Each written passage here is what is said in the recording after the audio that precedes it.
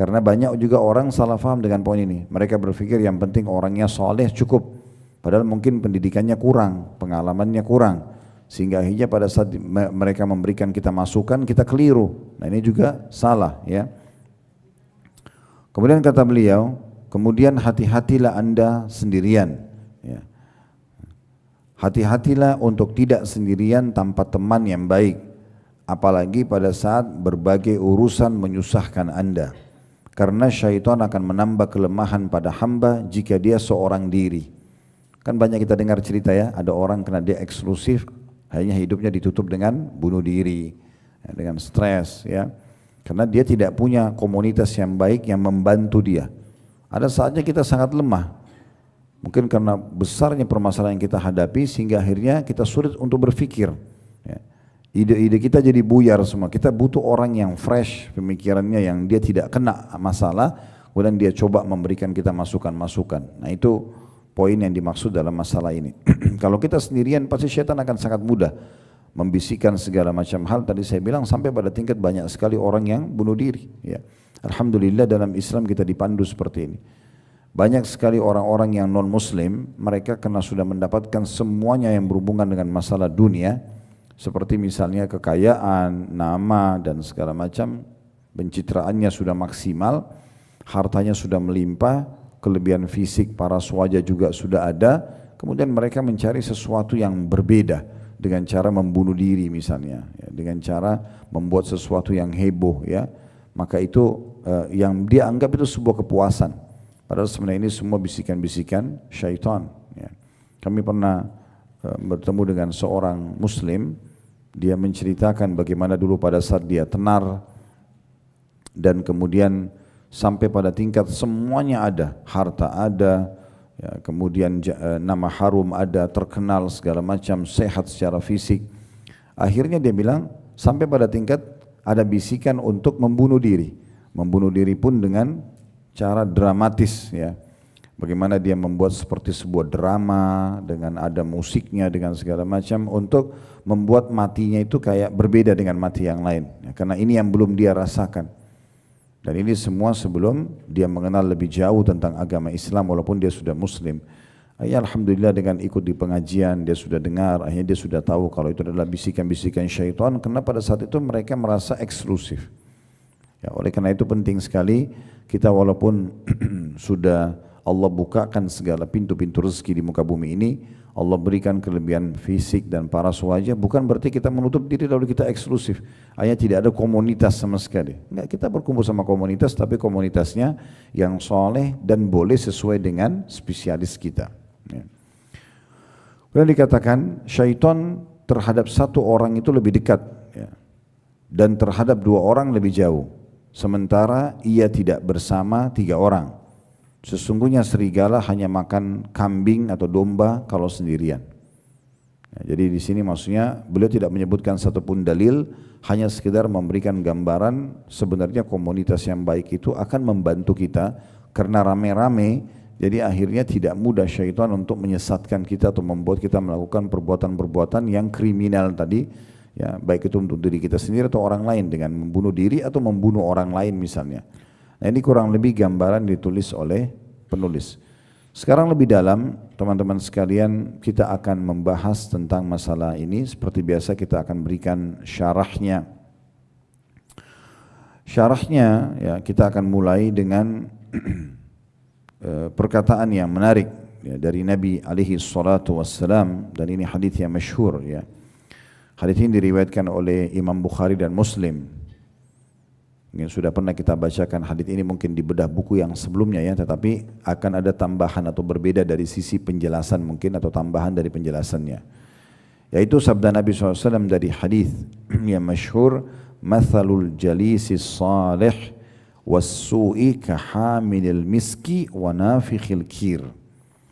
Perumpamaan komunitas teman-teman yang baik sama teman-teman yang buruk seperti ibaratnya penjual minyak wangi dengan pandai besi.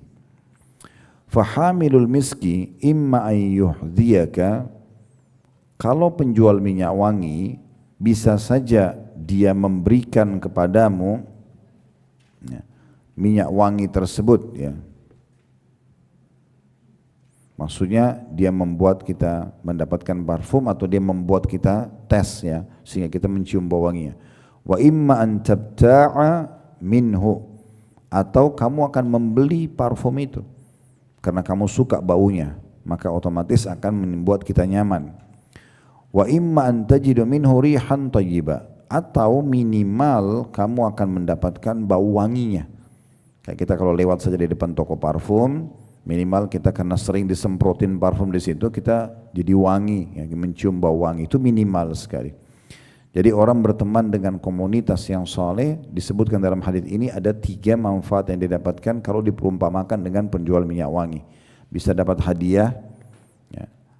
Misalnya kita bertemu sama teman-teman yang baik, soleh atau soleha, kemudian mereka memberikan kepada kita sebuah ide, sebuah potongan ceramah, nasihat, ya, sehingga kita dapat sesuatu.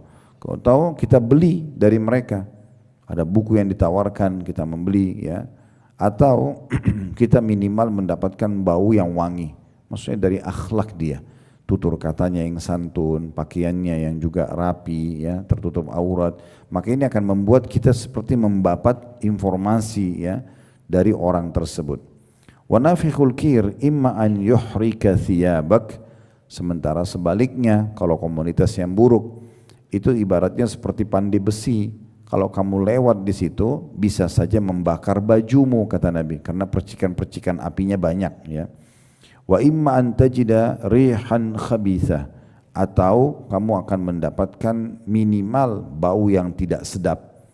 Ya, bau tidak sedap itu minimal sekali. Nah, ini gambaran Nabi SAW tentang masalah komunitas, ya.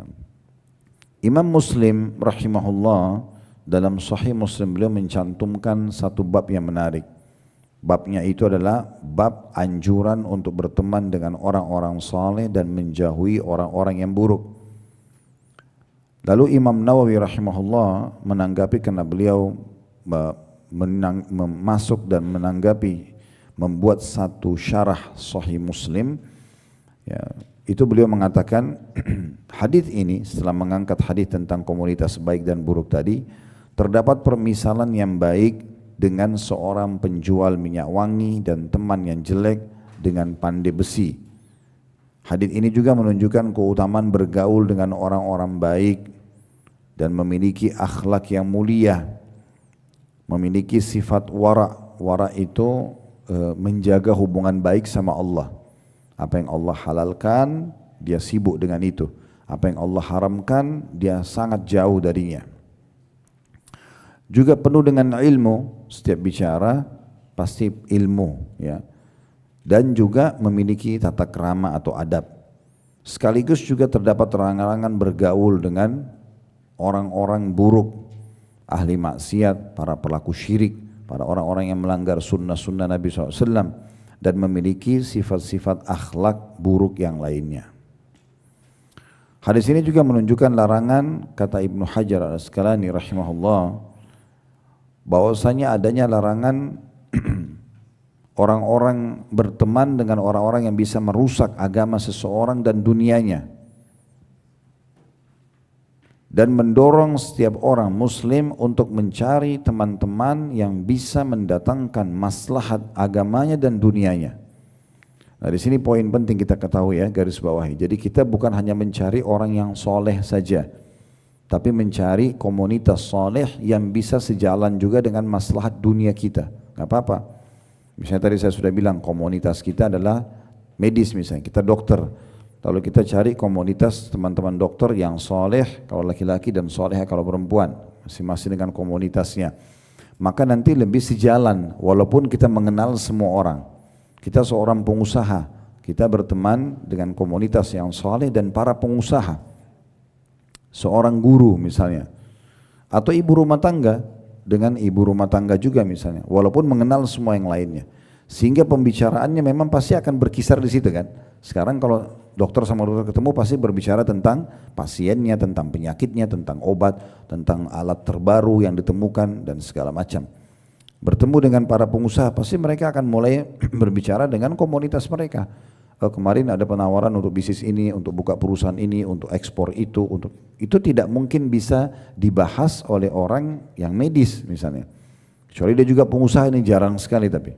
Itu juga dengan ibu rumah tangga mungkin akan sibuk membicarakan tentang anaknya, pembantunya, penataan rumahnya, maka itu lebih ke sana. Nah ini komunitas-komunitas seperti ini penting sekali. Jadi beliau mengatakan, Ibnu Hajar mengatakan, ini hadits ini menunjukkan pentingnya seseorang berteman dengan orang-orang yang adanya larangan berteman dengan orang yang bisa merusak agama dan dunia. Dan berteman, adanya anjuran berteman dengan orang yang justru mendatangkan manfaat secara agama dan dunia. Nah berarti sama juga tadi, kalau orang buruk sama, tidak boleh berteman dengan orang-orang buruk yang akhirnya bisa merusak ya, agama kita dan dunia kita. Berarti kalau kita berteman misalnya dengan orang soleh atau soleha, tetapi dia bisa merusak dunia kita, bisa merusak dunia, maka ini juga tidak disarankan. Hanya sekedar bermodalkan jilbab besar, tapi dia orangnya mungkin penipu, orangnya suka gosipin orang, ini tidak layak jadi teman ya, karena memang bisa merusak juga ya urusan dunia kita. Atau malah begitu berteman dia utang sana sini, mengganggu kita perusahaan ya, atau mungkin tidak mengenal waktu, bertamu di rumah dari pagi sampai malam. Kita hanya kena tidak enak, oh karena orang ini soleha atau soleh, ini keliru. Karena dia juga mengganggu urusan dunia kita, harusnya tidak seperti itu. Nanti kan kita tutup terakhirnya nanti dengan ciri-ciri orang-orang yang layak jadi teman. Seperti apa sebenarnya, gitu kan? Sementara manfaat orang untuk berteman dengan orang-orang saleh ini banyak sekali. Ya, seperti misalnya dinukil dari Syekh Abdurrahman An-Nasir As-Sa'di, salah satu mufassir rahimahullah yang sudah meninggal. Beliau mengatakan bergaul bersama dengan teman-teman yang baik akan mendatangkan banyak kebaikan. Seperti penjual minyak wangi akan memberikan manfaat dengan bau wangi. Bisa jadi dengan diberi hadiah olehnya atau membeli darinya, atau minimal duduk bersanding dengannya, maka engkau akan mendapatkan ketenangan dan bau wangi tersebut ya. Dan ini menandakan berarti setiap kali ada teman-teman yang baik, maka mereka bisa mendatangkan 3 hal ini untuk kita. Minimal kalau kita tidak ngomong pun kita akan dengarkan informasi positif ya. Karena mereka soleh, mereka baik, mereka tahu gosip itu haram misalnya ya, menggibah orang, memfitnah orang, maka kita tidak akan temukan duduk sama mereka membicarakan itu ya. Dan ini penting. Atau misalnya mereka sedang berbagi satu informasi penting, lalu kemudian informasi itu kita butuh, misalnya sebuah pelatihan atau apa saja, lalu kemudian kita ikut, atau sebuah pengajian kita ikut. Ini seperti kita sedang membeli produk dari mereka karena ada informasi, maka ini akan mendapatkan banyak sekali kebaikan kepada kita. Makanya Nabi SAW mengingatkan dalam hadis beliau dalam hadis yang diriwayatkan Abu Daud dan Tirmidzi, al-mar'u ala dini khalili, seseorang pasti berpengaruh sesuai dengan agama temannya, akhlak temannya, karakter temannya. Falyanzur ahadukum ila man yukhalil, falyanzur ahadukum man yukhalil, maka harus seseorang dari kalian jeli memilih teman-teman yang dia jadikan sebagai teman dekatnya ya.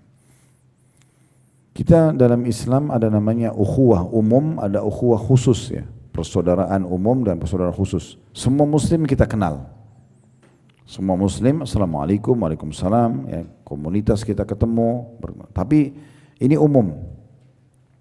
Yang sedang kita coba bahas ini adalah persahabatan yang lebih khusus. Misalnya Bapak Ibu melihat ada di komunitas pengajian seperti ini, ada satu ibu misalnya, Masya Allah dia sangat soleha, dia baik dan segala macam dari semua sisinya, ilmu agamanya cukup, akhlaknya baik, ya, kehidupan dunianya juga mapan, orangnya dewasa misalnya, lalu kita jadikan dia sebagai teman kita, ya, sehingga menjadi komunitas kita sendiri. Dan ini memang menjadi sebuah target dalam Islam, sehingga kita hanya mencari kalau perlu orang yang lebih baik dari kita, dengan tujuan agar kita bisa terpengaruh dengan dia atau minimal mendapatkan efek seperti dia. Nah, dari perbuatan-perbuatan, karena ada orang Masya Allah dalam hidupnya rapi sekali program-program hidupnya ya, dari bangun tidur sampai tidur semuanya tertata dengan rapi. Mungkin kita belum seperti itu, maka kita bisa ikut dengan orang seperti ini ya. Itu contohnya, ini yang sedang kita bahas. Dan tidak masalah kita memilih lebih dari satu orang. Dan ini dianjurkan, bahkan kalau perlu kita mengucapkan di depan mata dia mengatakan, saya mencintai Anda karena Allah. Tapi ucapan ini diucapkan kepada sesama jenis, laki-laki sama laki-laki, perempuan sama perempuan. Bukan bermakna negatif, bukan lesbian, bukan homo, bukan. Tetapi ini adalah persahabatan yang dianjurkan dalam agama. Jadi laki-laki sama laki-laki, perempuan sama perempuan. Ini masuk dalam 7 golongan yang Allah akan naungi hari kiamat. Di antaranya dari 7 golongan itu adalah 2 orang yang saling mencintai karena Allah. Laki-laki sama laki-laki, perempuan sama perempuan. Mereka berkumpul karenanya, mereka berpisah karenanya. Mereka mengatakan, sahabatnya, saya ingin bersahabat dengan Anda, saya cintai Anda karena Allah. Temannya juga menjawab mengatakan, semoga Allah mencintai Anda sebagaimana Anda mencintai saya karena Dia. Terjadilah hubungan pada mulai hari itu, saling mengirimkan potongan ayat, potongan hadis, potongan ceramah, saling memanggil untuk hadir di satu pengajian, satu pelatihan, satu komunitas yang baik misalnya. Maka itu yang dimaksudkan dalam apa yang kita paparkan tadi. Dan boleh tentunya orang berteman, bersahabat lebih dari 1 orang. Abu Darda radhiyallahu anhu sahabat Nabi itu mengatakan, saya memiliki 36 orang. Dia sebutkan angka ya, saya memiliki 36 orang sahabat dekat yang saya mencintai mereka karena Allah dan tentu karena kebaikan mereka. Sehingga Abu Darda satu hari itu bisa bertemu dengan beberapa orang dari sahabat-sahabatnya ini, kemudian mengambil faedah-faedah informasi dari si fulan berbeda, dari si fulan berbeda. Ini dari pengalaman hidup mereka, dari permasalahan yang sedang ada dihadapi. Kalau dia butuh saran, dia bisa dengar dari beberapa orang yang mungkin lebih pengalaman dalam hidupnya. Nah, seperti itu yang mereka lakukan. Ya. Ada juga orang soalnya dia hanya berteman dengan 1 orang, itu aja. Sekarang temannya sakit, temannya meninggal. Dia kayak kehilangan, tidak ada komunitasnya. Gitu kan? Bukan berarti tidak boleh, tetapi dalam Islam dianjurkan untuk dia perluas dengan orang-orang yang lebih baik daripada dia. Kalau dia mau satukan ke dalam satu grup sama-sama 20 orang, 30 orang, mereka memang selalu kumpul sama-sama, itu juga bagus ya. Dan kita tentunya teman-teman sekalian tidak boleh membiarkan diri kita justru berada di komunitas yang buruk. Saya pernah jelaskan ini tapi saya ingatkan kembali, ada 1 orang di Mekah namanya Uqbah bin Abi Mu'aid. Uqbah bin Abi Mu'aid ini Bapak Ibu sekalian, dia pernah menjadi sahabatnya Nabi Muhammad SAW. Cuma memang Nabi Muhammad SAW Muslim, dia masih kafir waktu di Mekah. Karena Nabi Muhammad SAW seorang pengusaha, orang ini juga seorang pengusaha, bersahabatlah gitu kan, sebelum Nabi ditunjuk jadi Nabi. Setelah Nabi SAW jadi Nabi, beliau mulai mendakwakan Islam. Rupanya Uqbah ini satu waktu mengundang Nabi SAW untuk bertamu di rumahnya. Nabi datang, waktu Uqbah bilang silakan makan hai Muhammad, Nabi SAW karena inginnya temannya ini dapat hidayah, dia mengatakan saya tidak mau makan sampai kau masuk Islam. Ini kata Nabi Muhammad SAW kepada Uqbah. Maka Uqbah karena merasa Nabi Muhammad orang baik, temannya, dia bilang baik. Dia syahadat, lalu makan sama-sama. Nabi SAW senang sekali karena Uqbah bin Abi Mu'aid ini kedudukannya sama dengan Abu Jahal, sama dengan Umayyah bin Khalaf, sama dengan Abu Sufyan, tokoh Mekah. Kalau dia masuk Islam banyak orang yang bisa ikut gitu. Tersebarlah berita di saat itu kalau Uqbah bin Abu Mu'aid telah meninggalkan agama nenek moyangnya dan dia telah masuk kepada agamanya ya orang yang bodoh. Mereka mengatakan Nabi Muhammad SAW waktu itu orang yang bodoh karena mengajak untuk menyembah Tuhan yang satu, tidak boleh sembah berhala, nggak boleh makan bangkai, nggak boleh berzina, yang mereka sudah anggap waktu itu adalah kebiasaan mereka gitu. Maka datanglah sahabat dekatnya Uqbah juga tapi dari orang kafir. Inilah komunitas baik, komunitas buruk ya. Komunitas baik tadi sama Nabi. Ya, dia ketemu sama komunitas buruknya karena dia masih membuka itu. Maka Umayyah bin Khalaf bilang, apa kau sudah tinggalkan agama nenek moyangmu? Dia bilang, iya, saya diajak oleh Muhammad masuk Islam. Kenapa bisa kau masuk Islam? Dia cerita, dia bilang karena saya undang Muhammad ke rumah saya dan dia sahabat saya. Dia bilang dia tidak mau makan kecuali saya masuk ke agamanya. Maka saya masuk ke agamanya. Kata Umayyah, kalau kau tidak tinggalkan agama Muhammad, semua transaksi bisnis kita batal. Karena ini partner bisnisnya. Dan persahabatan kita putus. Nah karena dia masih, si Uqbah ini masih membuka komunitas buruk ini, Umayyah bin Khalaf ini, maka dia mulai bingung waktu itu. Muhammad SAW ini atau Umayyah bin Khalaf. Setelah dia lihat ternyata Umayyah bin Khalaf ini memang besar sekali investasinya ya secara duniawi, maka dia cenderung dia mengatakan baik, saya akan tinggalkan agama Muhammad daripada putus semua transaksi. Nah, ini buruknya kalau ada teman-teman yang buruk ini. Maka pada saat itu Umayyah bin Khalaf bilang tidak cukup, nggak bisa kamu hanya ucapin itu. Kamu harus temuin Muhammad di depan Ka'bah, ucapkan itu. Kalau kau sudah keluar dari agamanya dan orang-orang biar dengar. Karena kamu orang berpengaruh di Quraisy dan tidak cukup sampai situ. Kalau kamu mau semua tetap berjalan, ludahi mukanya Muhammad. Ya begitu ceritanya memang dalam riwayat yang sahih. Maka Uqbah bin Abi Mu'ayt lakukan itu. Dia temuin Nabi SAW kebetulan lagi tawaf, dia mengatakan, hai Muhammad, kemarin itu saya masuk ke agamamu karena kamu paksa saya untuk kamu tidak mau makan makanan saya kecuali saya masuk agamamu, tapi saya sekarang menyatakan saya keluar. Kemudian dia meludahi muka Nabi SAW. Di saat itu Jibril langsung datang membawa 2 ayat dari surah Al-Furqan. Ya, surah nomor 25 ayat 27 sampai 29. Ya, jadi semenjak atau setiap kali orang baca ayat ini, hubungannya relasinya sama Uqbah bin Abi Mu'ayt ini. Subhanallah, dia masih hidup Bapak Ibu sekalian, Allah sudah gambarkan dia akan masuk neraka. Karena perbuatannya itu. Dia lebih pilih temannya yang buruk daripada temannya yang baik. Dua-dua sahabatnya. Ya, saya bacakan ayatnya Al-Furqan ayat 27 sampai 29. Wa yawma ya'addu adh-dhalimu 'ala yadayhi yaqulu ya laitani ittakhadtu ma'ar rasuli sabila. Dan ingatlah, maksudnya pelajarilah di situ, ya. Orang-orang yang zalim di sini maksudnya kalau Bapak Ibu baca tafsirnya Uqbah bin Abi Mu'ayt tadi, ya. Menggigit kedua tangannya seraya berkata, nanti hari kiamat dia gigit tangannya, ini tanda penyesalan. Ya, dia gigit kedua tangannya, kemudian dia mengatakan, aduhai kiranya aku dulu mengambil jalan bersama Rasul. Coba dulu aku enggak murtad ya. Dia masih hidup, Allah sudah gambarkan dia akan ucapkan nanti ini di mahsyar. Ya, pada saat dia akan masuk ke neraka. Kemudian dia mengatakan, ya, Allah mengatakan, ya wailata laitani lam attakhid fulanan khalila. Maaf, ini sampai 3 ayat 28, 27 ke 28, 28 ke 29. Ya, berarti dikatakan sini, dan dia mengatakan kiranya dulu, kecelakaan besar buat aku, kiranya dulu aku tidak mengambil fulan sebagai teman dekatku. Maksudnya Umayyah bin Khalaf. Dia menyesal ya.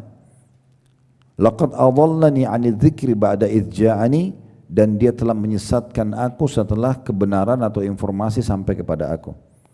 Wa kana asyaitanu lil insani khadula, dan ketahuilah bahwasanya syaitan itu ya tidak akan menolong manusia atau sangat menipu manusia. Ya. Ini penyesalan abadi yang luar biasa ya, yang datang dari seseorang yang hidup bersama Nabi SAW di saat itu. Ya. Dan ini sayang sekali, dia tidak berpikir, dia tidak merenungi, ya, tapi dia hanya mengambil sebuah langkah.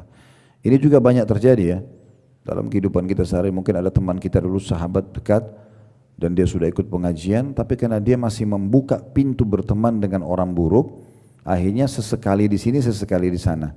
Ini sensitif sekali ya. Dia seperti berada di satu jalan yang kecil sekali, bisa jatuh ke kanan atau jatuh ke kiri. Maka kalau kebetulan dia lagi ada masalah sedikit sama temannya yang soleh atau soleha ini, maka dia langsung bisa ketarik kepada temannya yang buruk.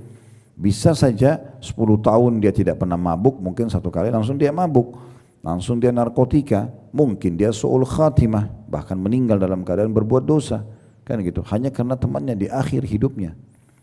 Bisa saja terbalik. Kalau ada orang yang tadinya bersama komunitas buruk, kemudian dia tinggalkan, lalu dia berteman dengan orang-orang yang baik, tiba-tiba menjadi orang baik. Hadits Bukhari yang tentang orang membunuh 99 jiwa kan begitu. Ya. Kata Nabi SAW, ada orang sebelum kalian pernah membunuh 99 jiwa, kemudian dia mencari orang yang bisa dia bertanya agama. Dia datang kepada seorang abid, orang yang suka ibadah tapi nggak punya ilmu. Seperti banyak orang yang hadir di masjid tapi nggak ada ilmunya, sholatnya masih salah segala macam. Ini bukan tempat untuk bertanya, tanyanya harus kepada seorang alim. Dia bilang, saya sudah bunuh 99 jiwa, masih bisa nggak saya dimaafkan? Kata orang itu, nggak mungkin, kamu sudah bunuh 99 orang, gimana Allah memaafkan?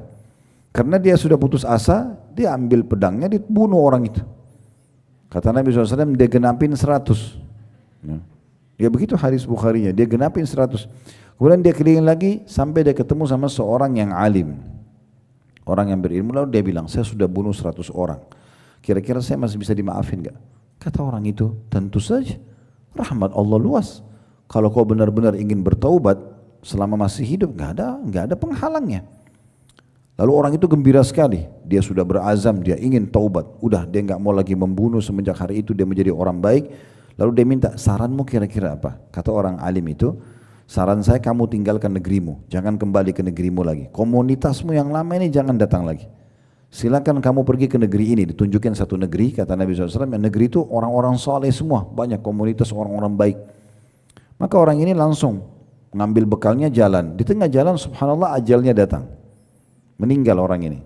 Maka kata Nabi SAW, Allah datangkan 2 malaikat. Malaikat rahmah, kasih sayang yang biasa mengambil ruhnya orang-orang beriman. Dan malaikat azab atau penyiksa yang mengambil ruhnya orang-orang kafir atau orang ahli maksiat yang tidak sempat taubat dan dosanya terlalu banyak gitu. Maka dua-duanya ini berselisih pendapat, siapa kira-kira yang mengambil ruhnya orang ini? Dia orang beriman kah? Karena dia sudah niat taubat, walaupun dia belum beribadah sedikit pun, gitu kan? Atau dia bersama dengan malaikat penyiksa karena dia memang selama ini tidak pernah beramal saleh, walaupun dia sudah menyatakan dirinya mau taubat. Maka kata Nabi SAW, Allah datangkan malaikat yang ketiga menengahi mereka. Lalu mengatakan, coba ukur jarak, kalau dia lebih dekat dengan negeri yang komunitas buruknya, maka berarti yang ambil dia malaikat penyiksa. Kalau dia lebih dekat dengan komunitas yang dia mau datangi dengan niat taubat, maka berarti dia diambil oleh malaikat rahmah. Kata Nabi SAW, lalu Allah mendekatkan jarak negeri yang dia taubat 1 jengkal, sehingga otomatis dia lebih jauh dari negeri yang buruknya 1 jengkal. Dengan begitu, maka yang mengambil dia malaikat kasih sayang, gitu kan? Lihat bagaimana orang baru niat saja mau berbuat baik, sudah Allah Subhanahu wa taala selamatkan, ya. Sudah Allah Subhanahu wa taala selamatkan, dan ini hal yang luar biasa yang harus kita sama-sama perhatikan baik-baik, ya. Dalam berteman teman-teman sekalian dengan komunitas yang baik pun, ini kita butuh kesabaran dalam bersahabat, ya. Imam Syafi'i rahimahullah mengatakan, siapa yang tidak sabar dalam persahabatannya, maka dia tidak perlu punya teman, ya. Jadi namanya teman kadang-kadang ada saatnya dia lagi mood, ya, ada saatnya dia lagi tidak mood, ya. Sehingga ada saatnya dia setiap kita ngobrol atau kita menyampaikan sesuatu kita bisa komunikasi sehat sama dia, ada saatnya juga tidak bisa. Maka kita harus bersabar, kita harus tahu tentang kondisi dan keadaannya. Dan kita harus untuk memunculkan loyalitas supaya dia selalu peduli dengan kita, maka harus diikuti dengan royalitas. Ya. Tidak bisa orang langgeng bersahabat tapi pelit, ya. Nggak mungkin. Makanya pernah ada orang datang kepada Abdullah bin Mas'ud radhiyallahu anhu lalu mengatakan, saya mencintai anda karena Allah. Kata Abdullah bin Mas'ud, kau sudah tahu syaratnya? Dia bilang, apa syaratnya? Kata Abdullah bin Mas'ud, kantongku adalah kantongmu, kantongmu adalah kantongku. Dia siap enggak? Kalau saya butuh uang, kamu bantu saya. Kalau kau butuh uang, saya akan bantu kamu. Itu syaratnya Abdullah bin Mas'ud. Orang itu bilang, saya belum siap. Maka kata Abdullah bin Mas'ud, kalau gitu cari orang lain. Di sini bukan berarti Abdullah bin Mas'ud ini mau ambil uang sahabatnya, bukan. Artinya kesepakatan dari awal, kamu ini nanti dalam persahabatan royal enggak? Sehingga muncul loyalitas. Ada orang berteman mau selalu ditraktir, tapi enggak pernah mau traktir, kan gitu.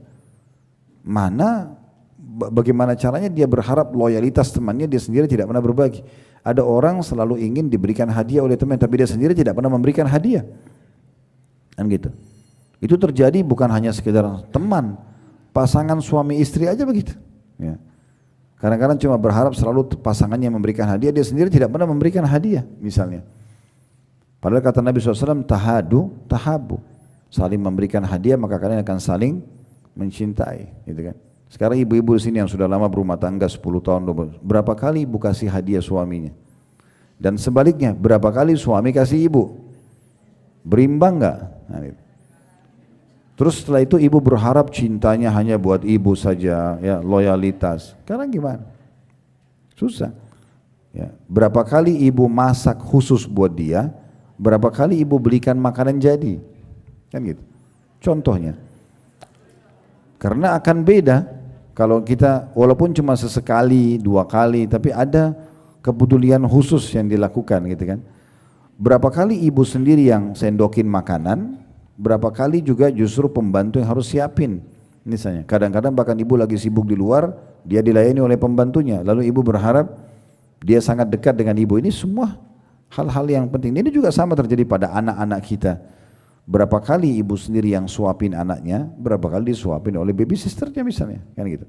Nah ini semua loyalitas ini bisa dimunculkan tapi dengan juga ada pengorbanan dari kita, termasuk masalah loyalitasnya, ya.